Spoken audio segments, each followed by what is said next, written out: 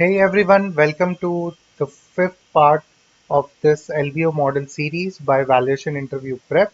And in this video, we will be discussing about the lender analysis, what all are the key important parts of the lender analysis, and what all things are being required to be included in this section. So let's see how we construct this. So at first we need is the credit metrics. So this comes under the part of lender analysis only. So first is the total debt by EBITDA. By this we see that okay, what is the total leverage of the company, how from its operating income, how it's from operating basically EBITDA has the capacity to pay off the total debt. Then we have the next is the net debt by EBITDA. This is basically when we include the adjustment of cash. So this gives in a more, we can say a more clearer picture that after utilizing the cash, how the leverage ratio is seen. Okay, so the next metric is EBITDA by cash interest. This is a kind of interest coverage ratio. In this, we are seeing that how much times is EBITDA your total cost of debt. So herein we can see that okay, this ratio is also increasing, which is also good. Then we have EBITDA minus capex by cash interest, which is we are seeing that if we subtract the capex requirement also from EBITDA, then also are we able to cover the cost of debt.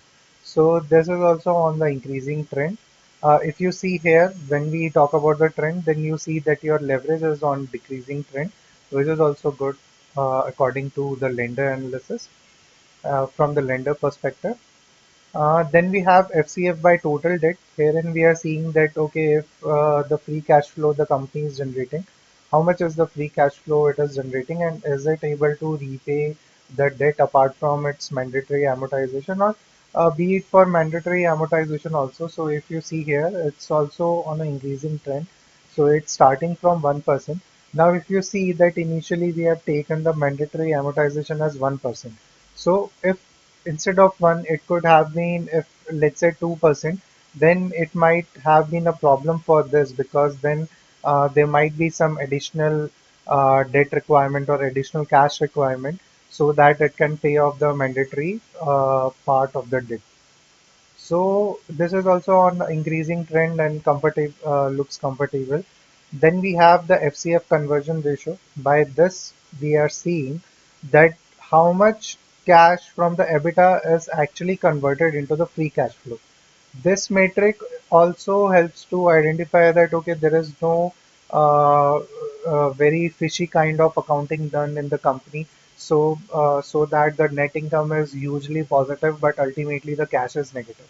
So this is also good that around 90, more than 90% of the EBITDA that was seen on income statement is actually converted into the free cash flow. So these are some of the metrics, credit metrics that are being included in this section.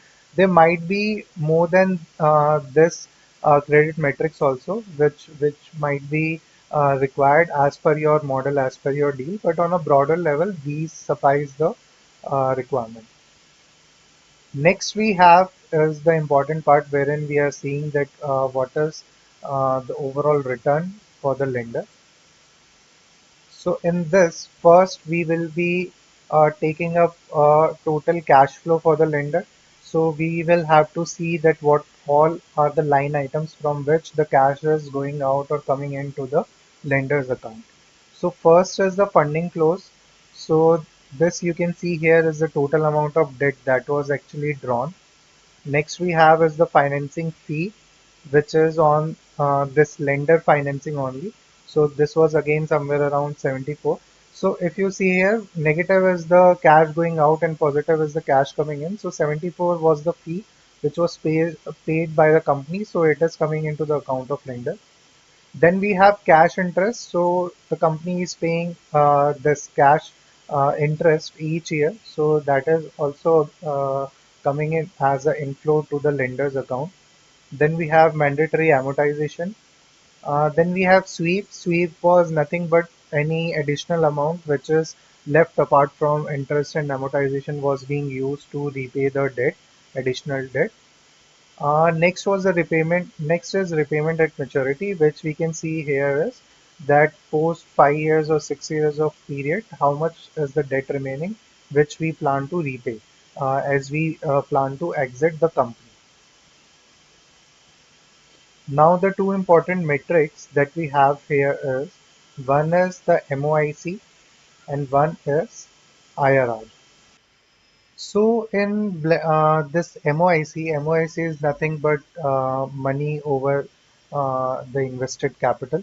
So here we are checking that what is the total cash flow that I am getting and what was the total initial invested capital. So if you see here from 26 to 2030, this was all the inflow which is summed up divided by my initial investment, which comes out to be around 1.4x. So over the investment period, this tells me that my money has grown by 1.4x, which again is related to my IRR, because in equity IRR we will see that how from MOIC you can come up to the this IRR multiple. But here we have calculated it using a standard XIRR formula, where we can see that over the period of 5 to 6 years, what have been the inflow and outflow from the company, which gives me a lender IRR of 8.5%, which tells me that if from investing in a secure GSEC, the company, anybody can generate IRR or a rate of return of somewhere around 7%, then investing in this particular deal, I could be better off, as I will be getting.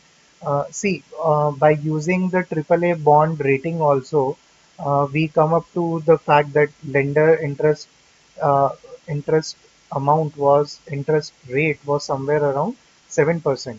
But by investing in this deal, lender is benefiting as he is getting 8.5%.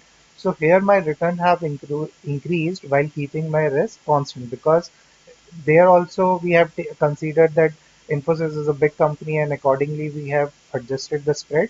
And here also the company remains the same, which is Infosys. So, apart from this, there is also one thing which is included in the lender analysis, and that is lender IRR based on leverage and spread. So, here we are seeing this is the table basically for the sensitivity analysis, which is based on important metrics, important parameters which are coming up or building up the IRR for the lender. So one was the spread. If spread have been more on the higher side or on the lower side, depending upon the risk of the company or rating of the company, then your IRR could have been shifted to more a 9% or 8.1%, depending upon the spread. And same goes with the leverage. I already told you when we discussed the debt schedule that you can play around with the leverage number.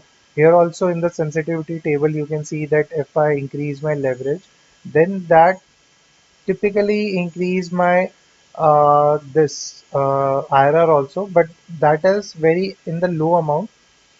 If I do this up to the two decimal places, then you can see that by changing the leverage, my IRR is basically increasing from 8.47% to 8.5%.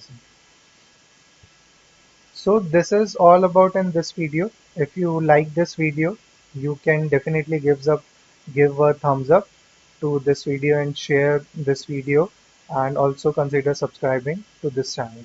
So see you in the next video. Till then, have a great day and take care. Bye bye.